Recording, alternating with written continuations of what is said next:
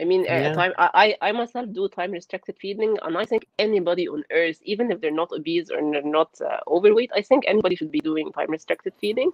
Nobody should be eating all the time. And that was actually my next question to you. Do you think that everybody should be doing like any sort of fasting, even between meals, even at night, even if they don't want to lose any weight? I mean, Yeah. just for health benefits, to avoid being insulin resistant. I don't have to wait until I am insulin resistant to try fasting.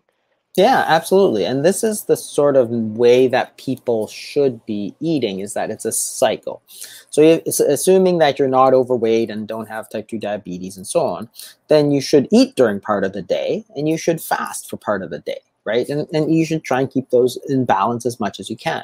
So that's why you have the English word breakfast, and that's why you have the French word, for example, déjeuner, which is jeûner is the verb to fast. So it's the meal that breaks your fast. So the point is that if your body, if you're feeding, you're going to store calories. If you're fasting, you're going to burn calories. So therefore, to be healthy, you want to just keep that in balance. So 10 or 12 hours of feeding, 12 or 14 hours of fasting. You know, again, if you're to talk to your grandmother, your great-grandmother, she'd probably say something like, well, you need to stop eating so that you can digest the food that you've eaten, right? And that's the point. If you're going to eat like a normally, which is, you know, sort of 3 meals a day, then you're taking in more calories in those 10 or 12 hours that you're eating than you will use, right? So you're taking enough for 24 hours of calories, worth of calories in those 10 or 12 hours. So therefore, you have to stop eating for a little while so that you can sort of catch up. And it's just a matter of balance, right? It's not that, you know, you want to feed all the time and you don't want to fast all the time. The problem, of course, is that we've gone way overboard into telling people that we should be eating all the time. And that's probably to boost our metabolism. Yeah, and there's no evidence. Again, there's no evidence that eating all the time is going to. It's and the whole point is like, you know, people say, oh, you shouldn't fast because you know, you're gonna gain weight. And it's like, okay, how does that gonna work, right? You're going to gain weight by not eating, right? And you're going to lose weight by eating all the time. Like, does that even make any sense? No, that's like you should. Never made sense to me. Yeah, it's like, oh, you should dry off by jumping in the bathtub. You know, it's like, that doesn't make any sense, right? You should lose weight by eating all the time. It's like, no, eating does not make you ever lose weight. You only lose weight by not eating, right? It's what got you fat in the first place. Exactly. And it's both the types of food and the sort of frequency of eating, right? And that's what's important, is that you have to focus on both. I mean, I think in terms of the types of foods, I mean, obviously there's, you know, avoiding sugar and a lot of the junk foods and stuff. We all agree on that. But what hadn't been talked about very much was the importance of maintaining this fasting period sort of every day. And if you do it every day, then you don't have the problems, because, you know, for 10 or 12 or 14 hours when you're fasting, you're going to be using up some calories. So it's going to be a lot harder to kind of keep storing it, because you're using it all the time as well. This is great, actually. This is exactly what I've been teaching or telling people based on what I've learned from your teachings. I've read your book, The Obesity Code and the Diabetes Code. I haven't read yet a book about cancer. I'm so willing to do. It's totally on my list. Thanks. Totally on my list. What I want to dive into is the relevance of a low-carb diet with fasting. You know, some people are now like giving advice on fasting, I think because it's becoming more of a trend. And I think they don't know what they're talking about, because they advise people to fast, and then they don't give any advice on what they should be eating after they break their fast. It's like, do whatever you're doing, but just fast. So how relevant is a low-carb diet when it comes to fasting?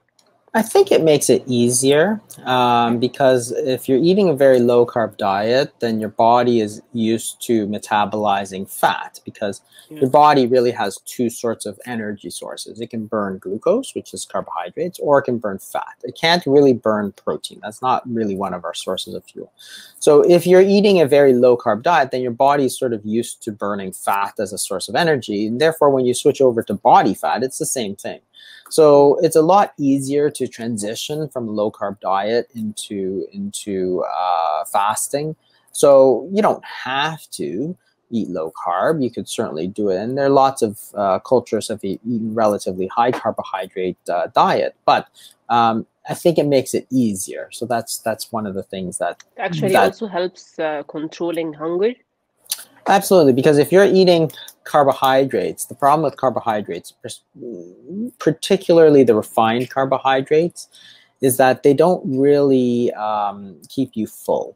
So if you're eating bread, for example, because you've taken out all the fat, and you've taken out all the protein, and you've taken out all the fiber, well, now there's nothing to make you full. So we know that there are certain satiety mechanisms, so things that make you full. If you eat protein, your body releases peptide YY. If you eat fat, it releases cholecystokinin.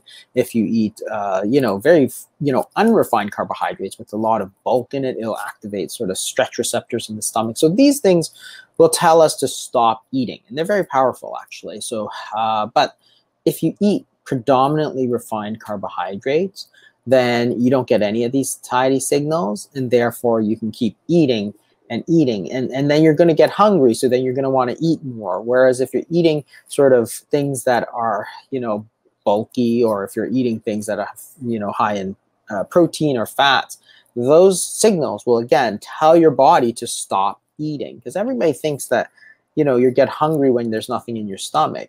That's actually not true.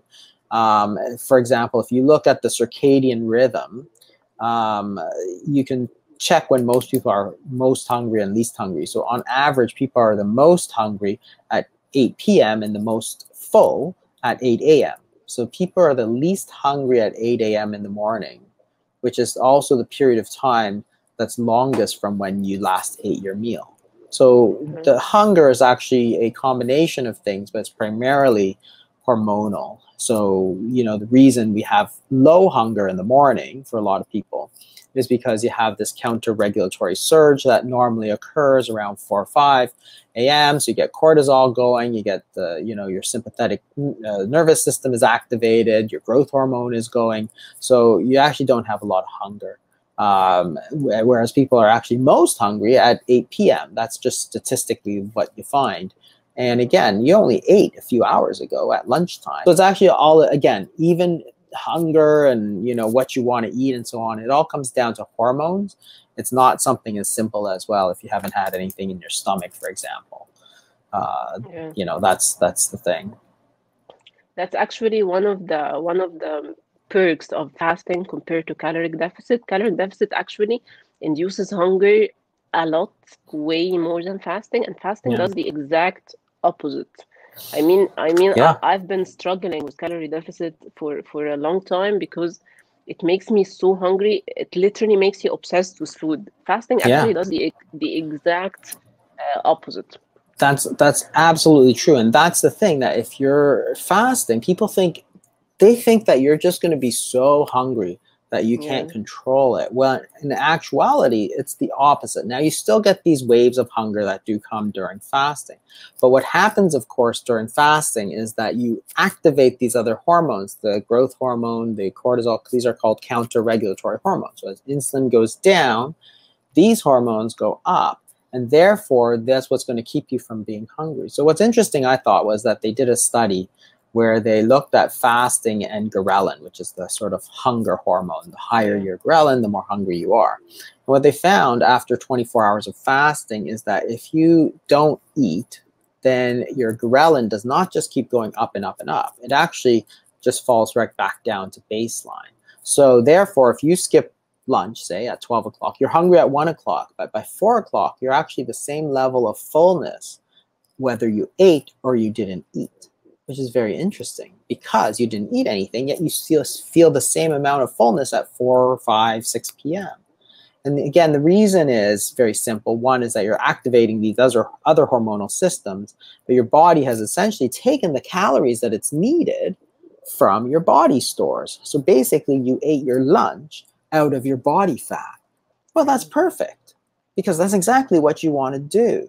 So then what is wrong with that? You know, and people who do fasting, they come back and they say, you know, I think my stomach shrank. I just can't eat that much anymore. And it's like, well, that's perfect, because if you're not hungry and losing weight, now you're working with your body instead of the calorie restriction, where you're always constantly working against your body, right? Because you're getting hungry, you're wanting to eat, and yet you're trying to deprive yourself, as opposed to saying, well, I won't eat, let my body take care of it. Yeah.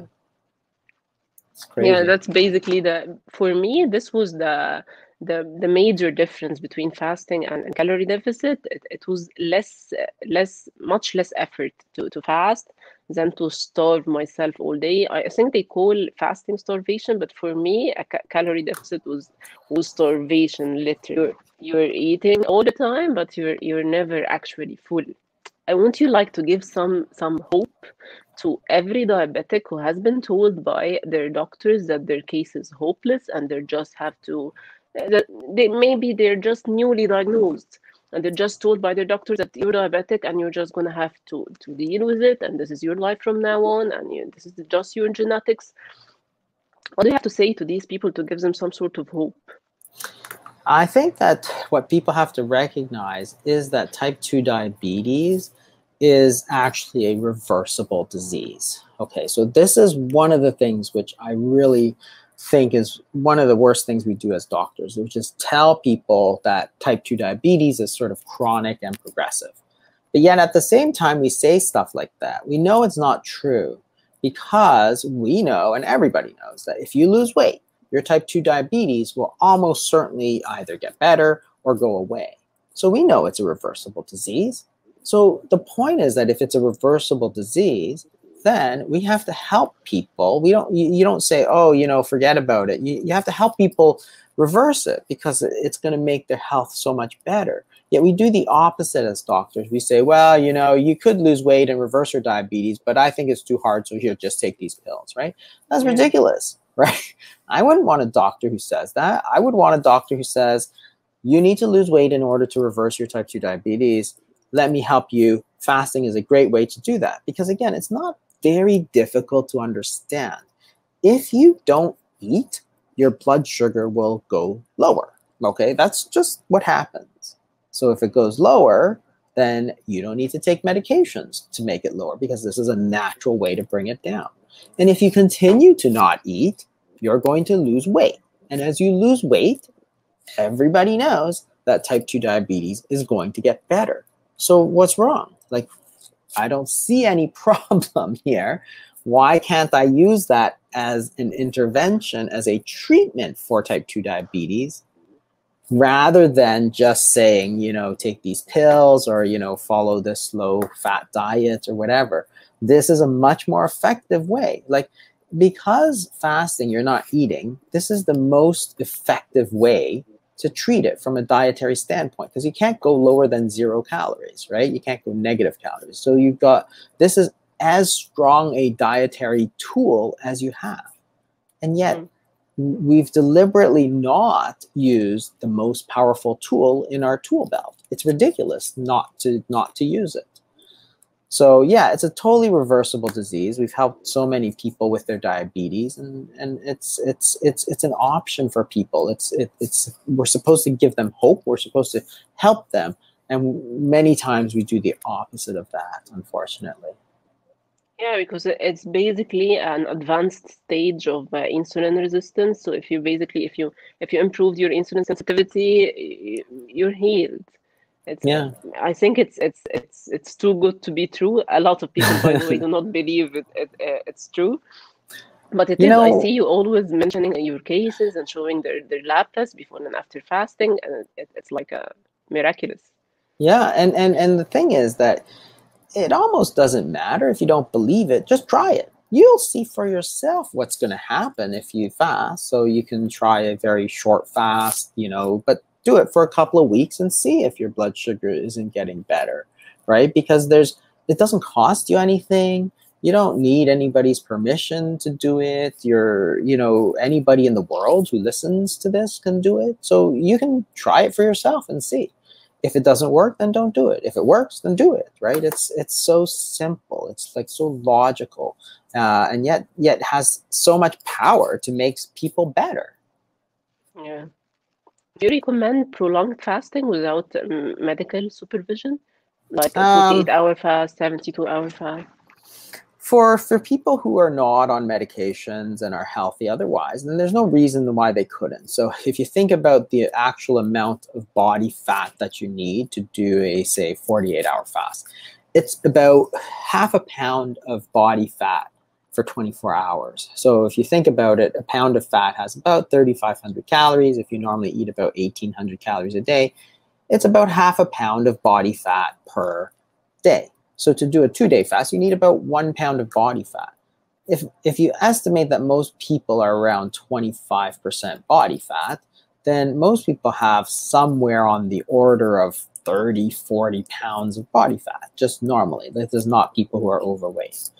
So 30 or 40 pounds, and you only need one to do a 48-hour fast safely. Like, we have more than enough. Most people in the world have more than enough body fat to sustain themselves for that period of time.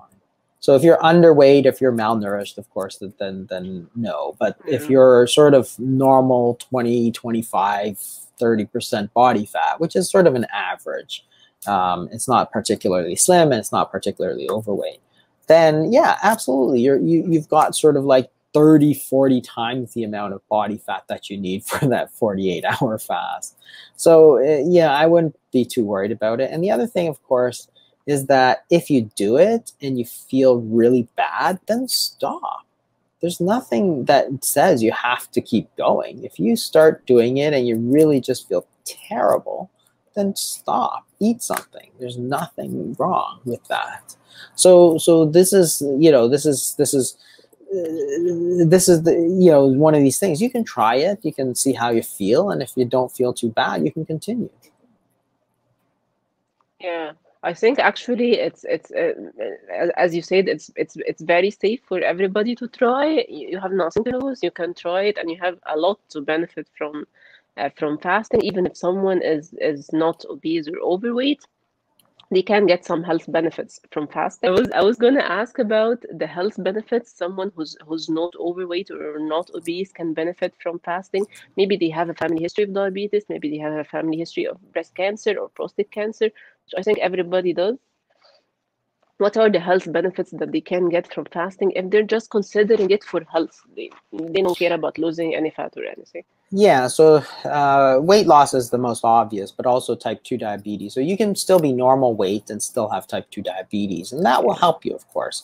But on top of that, there's a whole number of other things that people are experimenting with. So people feel more energetic. So again, this is probably due to those counter-regulatory hormones. As you increase activation of your sympathetic nervous system, you have more energy. So people feel more energetic. They actually have more concentration and mental abilities because, again, same thing.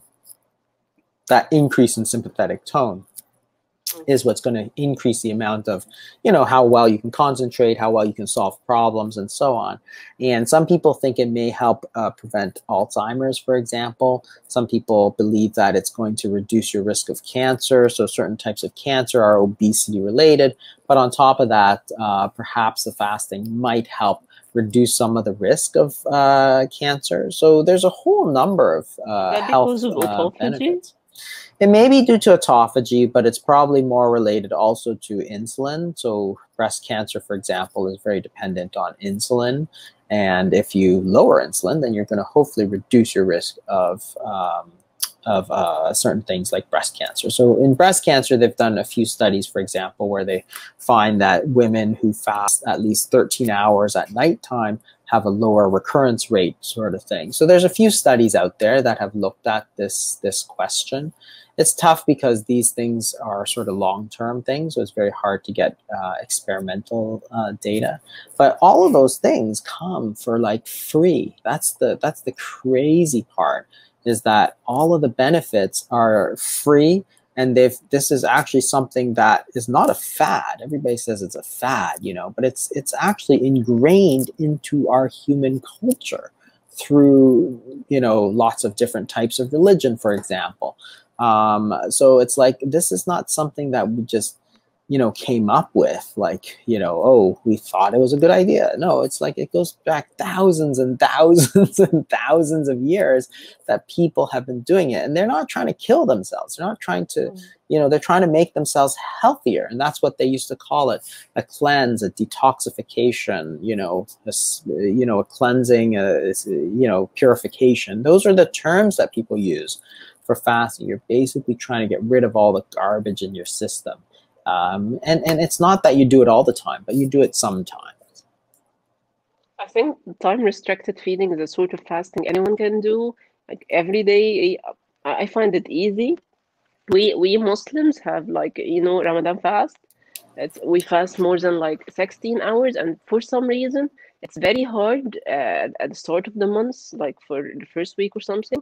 By the end of Ramadan, it gets very, very, very easy. That actually after Ramadan, it feels very weird when you eat in the morning. Yeah. So I think body gets adapted so easily about the idea of fasting. This is how we're meant to be living. We're not meant to be eating all the time. I'm totally with you on this point.